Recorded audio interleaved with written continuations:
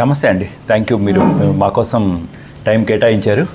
So Yashoda Secunderabad నుంచి greetings. నేను doctor PS వలి అండి. I'm a senior nephrologist and transplant physician, Yashoda hospital Secunderabad. నా ఏరియాస్ ఆఫ్ ఎక్స్పర్టైజ్ వచ్చి కిడ్నీ ట్రాన్స్ప్లాంటేషన్. అంటే మీ అందరికీ తెలిసే ఉంటుంది, 2 కిడ్నీలు పర్మనెంట్గా ఫెయిల్ అయ్యి ఇంకా మెడిసిన్స్తో పని కాదు అన్నప్పుడు ఒక మనిషి బతకాలంటే 2 ఆప్షన్స్ ఉంటాయి. ఒకటి కిడ్నీ మార్పిడి చేసుకోవడం, 2 జీవితాంతం డయాలసిస్ చేసుకోవడం. జీవితాంతం డయాలసిస్తో కంపేర్ చేస్తే కిడ్నీ మార్పిడి చాలా మెరుగైన క్వాలిటీ ఆఫ్ లైఫ్ ఇస్తుంది. అందుకే అన్ని రకాల కిడ్నీ సమస్యలు ట్రాన్స్ప్లాంట్ అవసరం లేదు. కానీ ఎవరికైతే కిడ్నీస్ ఫెయిల్ అయ్యి ఇంకా మెడిసిన్స్ అస్సలు వీళ్ళు బతకలేరన్నప్పుడు మాత్రం ఒక మోస్ట్ ఇంపార్టెంట్ ఇన్నోవేటివ్ మెషర్ వచ్చి కిడ్నీ మార్పిడి. కానీ ఈ కొత్తగా వచ్చిన టెక్నాలజీ ఉంటుందండి, అదేంటంటే బ్లడ్ గ్రూప్ మ్యాచ్ కాకుండా కిడ్నీ మార్పిడి చేయడం. అంటే గత 60 సంవత్సరాలుగా చేసే ట్రాన్స్ప్లాంట్స్ అన్నీ కూడా ట్రాన్స్ప్లాంట్ చేయాలంటే కిడ్నీ డోనర్కి కిడ్నీ ఫెయిల్ అయిన వ్యక్తికి మధ్య బ్లడ్ గ్రూప్ మ్యాచ్ కావాలా. బట్ కొత్తగా వచ్చిన టెక్నాలజీ ప్రకారం బ్లడ్ గ్రూప్ మ్యాచ్ కాకుండా మనం కిడ్నీ మార్పిడి చేయొచ్చు. దాన్ని ఏబిఓ ఇన్కంపాటబుల్ కిడ్నీ ట్రాన్స్ప్లాంటేషన్ అంటారు. అంటే సింపుల్గా చెప్పాలంటే ఇది ప్రకృతికి రివర్స్గా కొత్తగా తయారు చేసిన ఒక కొత్త ఇన్నోవేటివ్ టెక్నాలజీ. అంటే బ్లడ్ గ్రూప్ మ్యాచ్ కాకుండా సరే మనం కిడ్నీ మార్పిడి చేయొచ్చు. ఈ టెక్నాలజీలో ఏమైపోతుందంటే బ్లడ్ గ్రూప్స్ మ్యాచ్ కాకుండా మనకి ఏదైతే వేరే బ్లడ్ గ్రూప్ ఉంటుందో ఆ బ్లడ్ గ్రూప్ ఉన్న యాంటీబాడీస్ నుండి కొత్త టెక్నాలజీ ద్వారా వాటిని మొత్తం అంతా నిర్వీర్యం చేసి ఫ్రెష్గా తయారు చేసుకుని తర్వాత ట్రాన్స్ప్లాంటేషన్ చేస్తారు. ఇది వైద్యపరంగా చాలా గొప్ప ఆవిష్కరణ, ఒక మెడికల్ రెవల్యూషన్. దీంతో ఏమవుతుంది సమాజానికంటే, ఎన్నిసార్లు ఇంట్లో వాళ్ళు కిడ్నీ ఇద్దామనుకున్నా మోస్ట్ ఇంపార్టెంట్ అబ్స్టికల్ ప్రతిబంధకం వచ్చి బ్లడ్ గ్రూప్ మ్యాచ్ కాకపోవడం. ఇది మేము కంటిన్యూస్గా చూస్తూనే ఉంటాం కదా. 25 ఇయర్స్గా సార్ మా హస్బెండ్ని కిడ్నీ ఫెయిల్ అయింది, నేను కిడ్నీ ఇద్దామనుకుంటున్నాను కానీ నా గ్రూప్ మ్యాచ్ కావడం లేదు.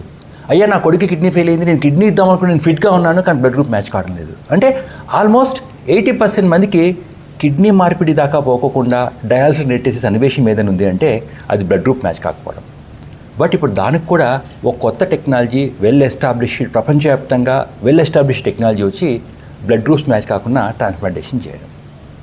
దీంతో ఇంతవరకు ట్రాన్స్ప్లాంటేషన్కి అర్హులు కాకుండా డయాలసిస్లో మగ్గిపోతున్న చాలామందికి ఇది కొత్త జీవితాన్ని ఇస్తుంది.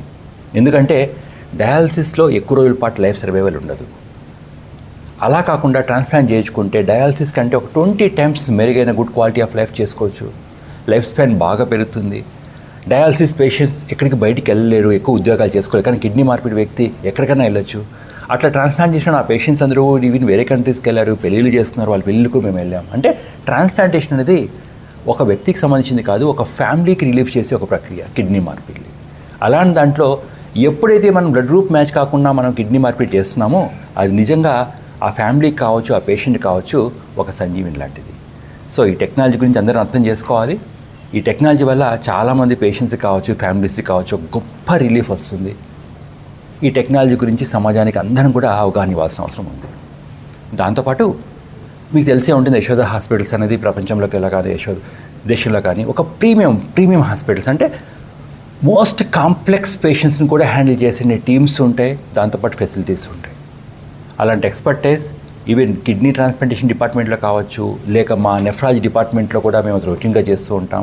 ఎవరికైతే మల్టిపుల్ ఆర్గాన్ ఫెయిల్ అయ్యి, అంటే brain, heart, lungs, kidneys fail అయ్యి ఎవరైతే చావు బతుకుల మధ్య ఉంటారో వాళ్ళని కూడా మోస్ట్ అడ్వాన్స్ టెక్నాలజీ ఉపయోగించి కొత్త టెక్నాలజీ, దాంతోపాటు టెక్నాలజీ కంటే కూడా మోర్ ఎంపతితో ట్రీట్మెంట్ చేసే సౌలభ్యం యశోద సికింద్రాబాద్లో ఉంది.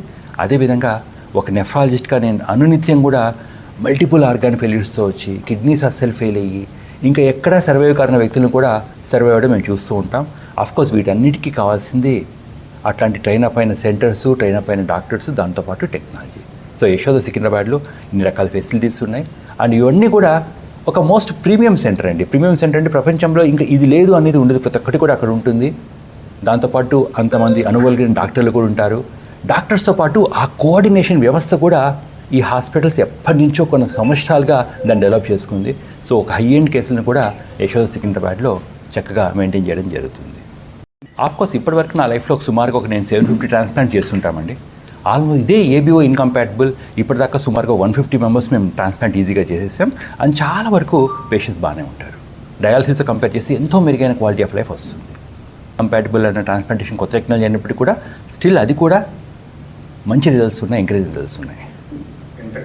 ఖర్చు అనేది ఒక్క దాని మీద ఆధారపడదండి. ఖర్చు అనేది మల్టిపుల్ ఫ్యాక్టర్స్ మీద ఆధారపడుతుంది. ఎందుకోసం అంటే ఒక్కొక్క మనిషికి ఒక్కొక్క రకమైన జెనెటిక్ సెటప్, జన్యుపరమైన బ్యాక్గ్రౌండ్ ఉంటుంది. సో కిడ్నీ మార్పిడి అనేది జస్ట్ ఒక బ్యాటరీ లాగా మార్చడం కాదు, దానికి పేషెంట్ యొక్క గుణగణాలు అన్ని బట్టి ఉంటుంది. కాస్ట్ కూడా వాటి ప్రకారం మారుతూ ఉంటుంది.